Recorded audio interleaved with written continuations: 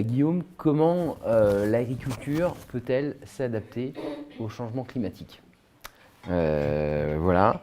Et à la raréfaction des ressources. Quel modèle d'agriculture pour demain? Tu as commencé déjà un peu à répondre, Charles, mais je veux aussi le regard de Guillaume. Alors, il y a plusieurs. C'est très très vaste comme question. Je pense que là, on a attaqué par le volet intrant. Et donc, intrant, c'est tout ce qu'on va mettre dans les cultures d'une manière générale pour pouvoir produire, parce que la génération spontanée n'existe pas. Il faut mettre des choses pour produire des choses. Ça, c'est quand même une réalité qu'il faut que tout le monde ait en tête. Produire sans mettre d'intrants, ça n'existe pas et ça n'existera jamais.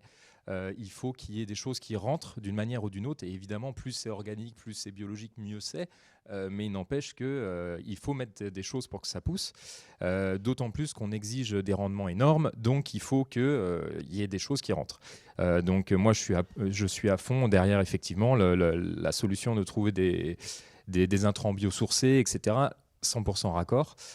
Sur l'agriculture, il y a d'autres gros enjeux qui ont déjà été évoqués. C'est l'économie d'énergie, d'une manière générale, à toutes les échelles. Probablement la relocalisation, donc ça pareil, ça a été évoqué, c'est-à-dire la diminution des distances entre les zones de production et les zones de consommation, qui va en lien avec la consommation d'énergie. Et il y a aussi des choses très importantes qui sont en lien avec la ressource en eau. On a une ressource en eau qui devient à l'échelle planétaire très, très, très compliquée à gérer. On va avoir de moins en moins d'eau potable, voire même potabilisable, dans le monde entier. Et la France est concernée en premier chef, avec d'ici à 2050 plus de la moitié du territoire qui serait concerné par des pénuries. Donc en gros, la ressource en eau, c'est vraiment quelque chose de très problématique. Et un dernier point sur l'agriculture, ça va être la notion de ce qu'on va appeler, enfin de ce que moi j'appelle les conflits d'usage sur les espaces.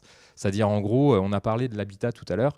Pour faire habiter, donc là, un peu plus de 7 milliards d'habitants, c'est bien. Quand on sera à 11 milliards, si on veut que tout le monde puisse jouir d'un habitat sain, etc., il occupe de l'espace. S'il faut qu'on puisse le nourrir avec une nourriture saine, il va falloir aussi de l'espace. Et donc, on a une problématique d'espace.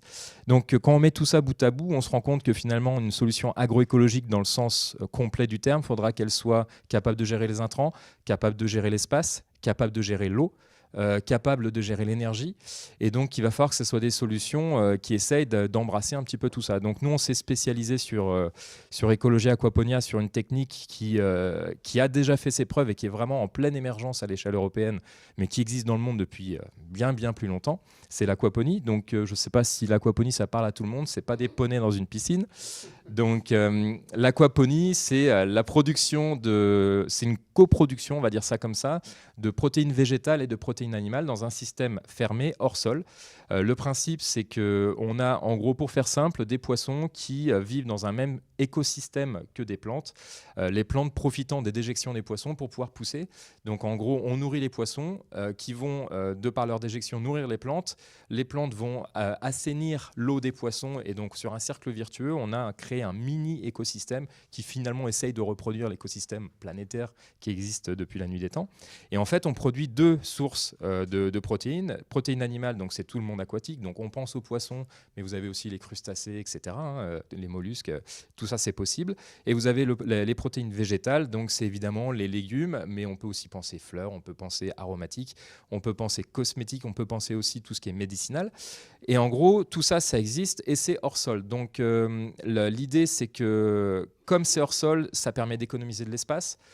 On économise, puisque c'est hors sol, plus de 95% d'eau par rapport à une agriculture telle que tu l'as mentionné tout à l'heure, conventionnelle. C'est énormément d'économie d'eau, c'est énormément d'économie d'énergie.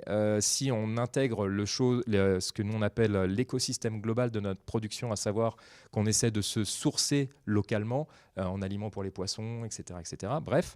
Et donc, en gros, l'idée, c'est d'essayer d'avoir un système agroécologique qui va produire de la protéine animale et de la protéine végétale et qui soit le moins gourmand en eau, le moins gourmand en énergie, le moins gourmand en espace, mais productif. Et donc, c'est vraiment là-dessus qu'on s'est concentré. Je ne sais pas si j'ai répondu à la question. Absolument, absolument. Merci Guillaume. Nicolas, tu veux compléter Je peux compléter. Oui, c'est vrai que l'enjeu pour nous, moi j'ai fait une petite reprise d'entreprise un jour dans ma vie et toute l'entreprise tournait à base de farine de sarrasin bio. Et là, j'ai découvert que le sarrasin que j'achetais venait de Chine. Alors là, je me suis dit, il y a quand même un gros sujet là. Qu'est-ce que c'est que cette histoire? Donc en fait, toute mon énergie depuis 5 ans a été de passer à recréer, relocaliser une filière. Tu parlais tout à l'heure effectivement des bilans carbone, des bilans logistiques énormes pour faire venir de Chine du sarrasin, alors que des agriculteurs, en l'occurrence en Bourgogne, savaient très bien le faire planter. Alors on a la chance parce qu'il y a le Morvan à côté qui est une terre plutôt granitique et acide, un peu comme les terres bretonnes, puisque c'est comme ça qu'historiquement, en fait, le sarrasin s'est développé plutôt en Bretagne. Mais néanmoins, le sarrasin, ça pousse partout en France. Et donc, on a recréé la filière sarrasin. Alors, on parlait effectivement tout à l'heure de redonner confiance aux agriculteurs, de redonner des outils. Bah, nous, on est là-dedans, concrètement, parce que le sarrasin, c'est pas une plante si facile que ça à faire pousser. Elle est un peu capricieuse. Donc, il faut apprendre chacun des terroirs, chaque variété. On a fait de la recherche variétale pour donner les meilleures variétés sur tel ou tel terroir. On a fait un gros travail de cahier des charges sur ce qu'on appelle la datura. La datura, c'est la mauvaise graine qui pousse malheureusement dans le sarrasin et qui a des taux d'alcanoïdes qui peuvent être dangereux pour la santé humaine. Donc, tout ça, c'est des fiches techniques qu'on donne aux agriculteurs pour qu'ils progressent sur leur culture et sur la productivité. Donc, en fait, ce qui est important dès le départ, c'est d'avoir eu cette ambition de relocaliser, hein, parce qu'il faut savoir que 70% du sarrasin consommé en France vient de l'étranger. Donc, ça, c'est quand même une hérésie, sachant que le sarrasin est un pollinisateur puissant, hein, parce que c'est une plante, c'est pas une céréale. Donc, qui dit plante dit fleur dit abeille. Donc, en fait, dès qu'on fait repousser du sarrasin, on concourt, autant que faire se peut, à recréer de la biodiversité. On parlait aussi tout à l'heure de pesticides et d'intrants. En l'occurrence, le sarrasin pousse sans intrants, sans pesticides. C'est vraiment une plante assez facile à faire pousser, mais capricieux, je disais, par rapport aux conditions climatiques. Alors, pour s'adapter aux enjeux climatiques aussi, effectivement, nous, nos agriculteurs bourguignons commencent à s'adapter parce qu'ils font plein de tests et ils sortent un peu des monocultures habituelles.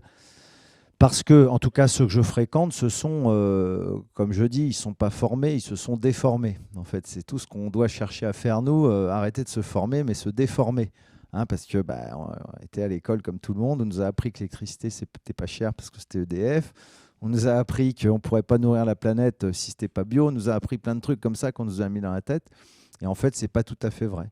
Alors, c'est vrai qu'en plus, on joue beaucoup à se faire peur, hein, sur les questions climatiques et les questions même agricoles. Tu disais tout à l'heure, c'est vrai qu'on sera 11 milliards. C'est vrai que ça fait peur parce qu'il va falloir faire manger de 7 à 11 milliards de personnes, mais on sait qu'on ne sera jamais plus de 11 milliards non plus. Donc c'est déjà une très très bonne nouvelle, puisque c'est vrai que si on sait gérer déjà cette croissance, on sait qu'après on pourra la gérer très longtemps. Donc tout ça pour revenir à mes agriculteurs bourguignons.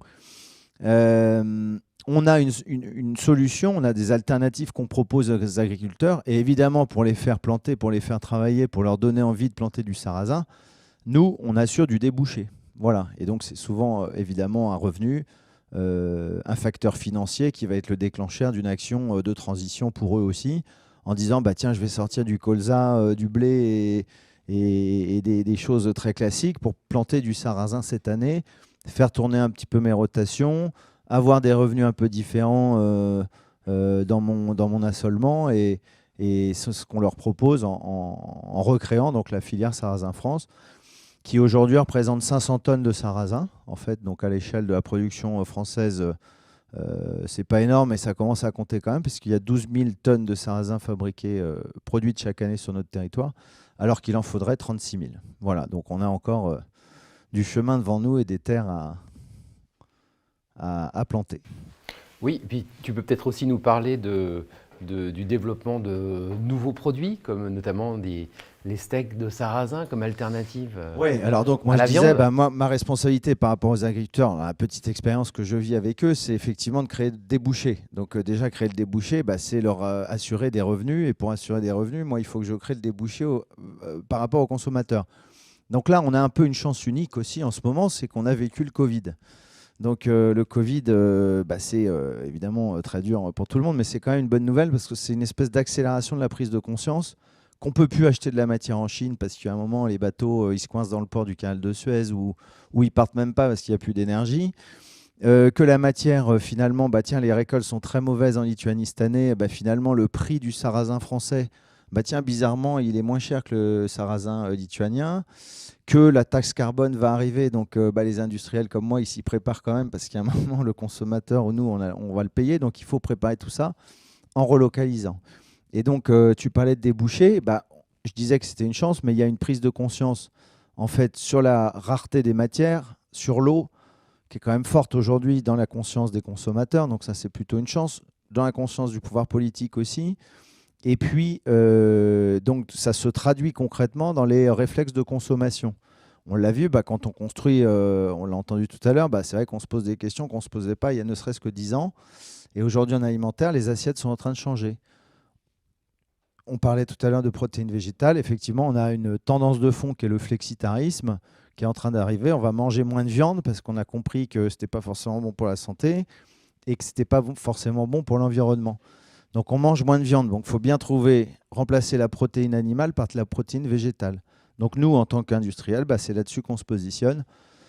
On va proposer des produits qui restent gourmands, parce que la base de l'alimentation, c'est le plaisir, à base de protéines végétales, locales, et qui ont un impact positif. Tu parlais de régénération tout à l'heure, donc avec de l'agriculture régénératrice au niveau local. Voilà, c'est tout un programme qu'on propose aux consommateurs et qui répondent plutôt présent actuellement. Donc c'est plutôt une chance.